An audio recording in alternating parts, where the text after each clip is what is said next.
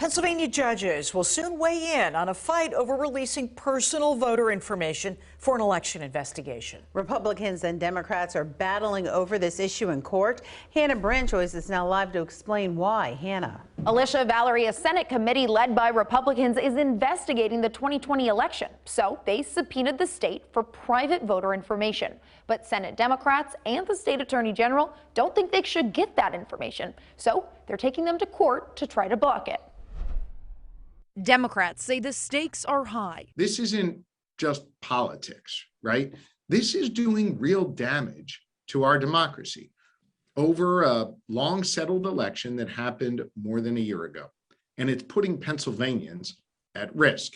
Vic Volchek with the ACLU argues they're standing up for voter privacy and specifically says there's no need to give out voters' driver's license numbers or the last four digits of their social security numbers. They have not explained in any kind of detail exactly why they need those two pieces of information. But Matt Haverstick, who's representing the Senate committee, says they have explained why. To improve voter laws, to fix any flaws in them, to make sure voting is safe, secure, available. He points out there are private groups like the League of Women Voters that already have access to this info. The Department of State gives it to all these other people, or lets all these other organizations and entities have access to this data, my data. But Volchek insists releasing the information would be risky. Somebody hacks into that, then they have access to not all 9 million records and can do all sorts of damage, and there's no good reason for the committee to get this information. Haverstick admits they don't have everything figured out, but they do plan to limit access to the information. We haven't worked on all the protocols yet